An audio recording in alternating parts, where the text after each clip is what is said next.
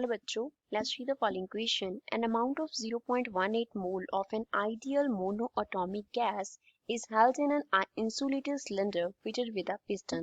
एक मोनोatomic ideal gas को जिसका हमें अमाउंट दिया है उसको एक इंसुलेटेड सिलेंडर में रखा जिसपे एक पिस्टन लगा हुआ है. एटमॉस्फेरिक प्रेशर कितना है 1.0 into 10 raised to power 5 pascal है. The volume of the gas is suddenly increased from 1.8 into 10 raised to power 3 centimeter cube to 2.1 into 10 raised to power 3 centimeter cube तक जो वॉल्यूम है वो सडनली क्या हो जाता है चेंज हो जाता है और इसका इनिशियल एंड फाइनल वैल्यू दिया है. फॉर एक्सपेंशन ऑफ गैस, अगर गैस का एक्सपेंशन हो रहा है, calculate the work done by the gas. Gas ने कितना वर्क डन किया वो हमें फाइंड आउट करना है. And hence show that the internal energy changes by 30 joule. जो इंटरनल एनर्जी है वो 30 जूल से चेंज हो जाएगा.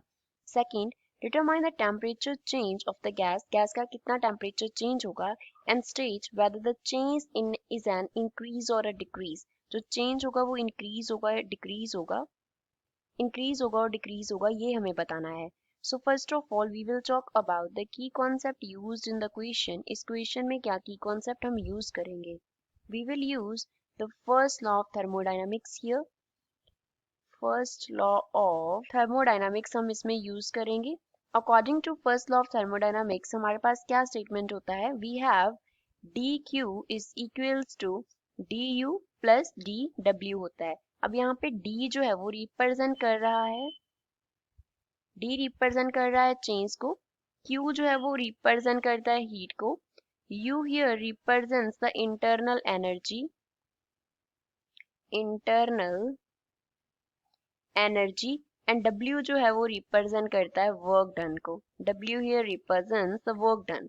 सेकंड हमें इसमें क्या दिया है सडन एक्सपेंशन दिया है. ये हम इसमें फर्स्ट कॉन्सेप्ट अप्लाई करेंगे. सेकंड कॉन्सेप्ट में हमें क्या दिया है सडन एक्सपेंशन. अब सडन एक्सपेंशन का मीन्स क्या होता है. सडन एक्सपेंशन मीन्स हमारे पास जो प्रोसेस है वो क्या होगा अडियाबैटिक प्रोसेस होगा.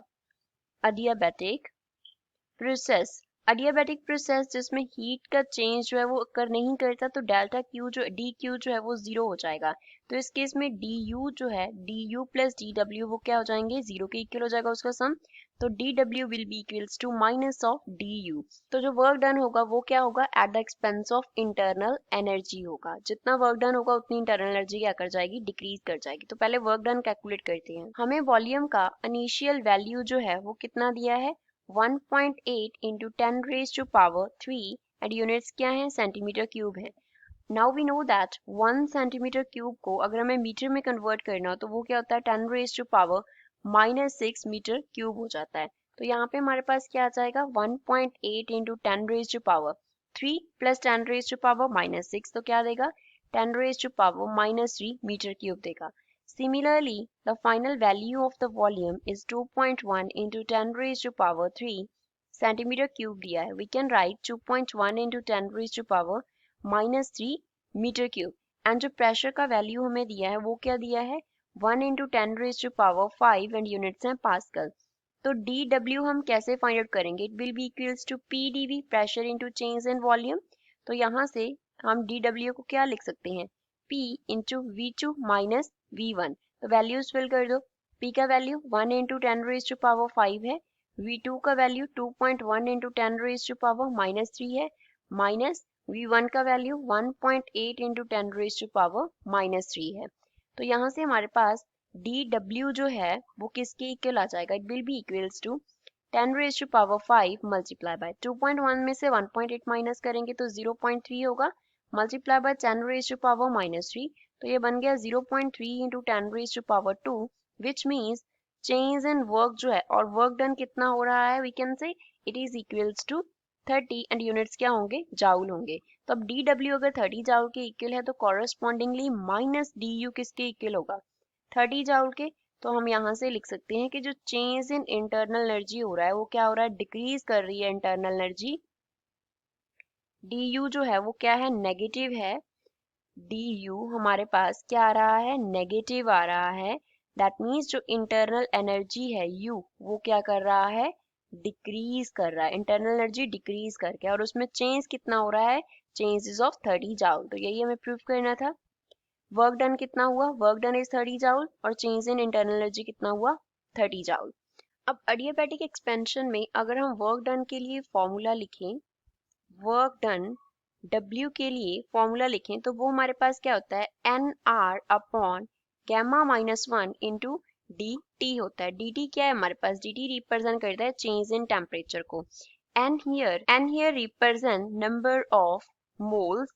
R जो है वो क्या रिप्रेजेंट कर रहा है, गैस कांस्टेंट को रिप्रेजेंट करता है, गैस कांस्टेंट। गैम्मा क्या होता है हमारे पास, रेशो होता है स्पेसिफिक हीट्स की, रेशो ऑफ स्पेसिफिक हीट्स होता है हमारे पास। एंड जो dt है वो रिप्रेजेंट कर रहा है टेम्परेचर चेंज को, जो हमें डिटरमाइन करना है, टेम्परेचर चेंज को रिप्रेजेंट कर रहा है।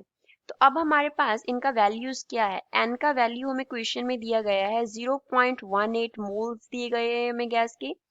R का वैल्यू होता है 8.314 यूनिट्स होते हैं जाउल पर मोल पर केल्विन। गैमा का वैल्यू हमें आइडियल मोनोटॉमिक गैस दिया है तो उसके लिए होता है 1.66। अब वैल्यूज फिल कर दो।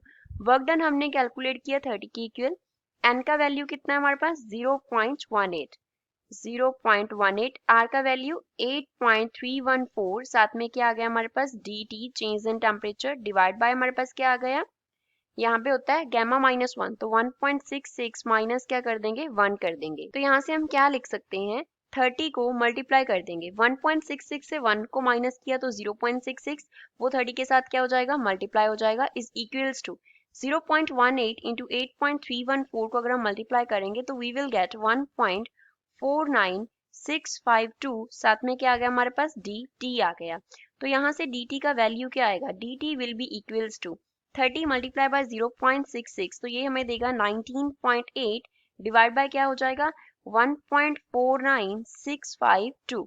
तो इसको सॉल्व करके हमारे पास dt का जो वैल्यू है वो अप्रोक्सीमेटली किसके इक्वल आएगा 13.23, एंड इसके यूनिट्स क्या होंगे केल्विन होंगे। तो इतना जो टेम्परेचर है वो चेंज हो जाएगा।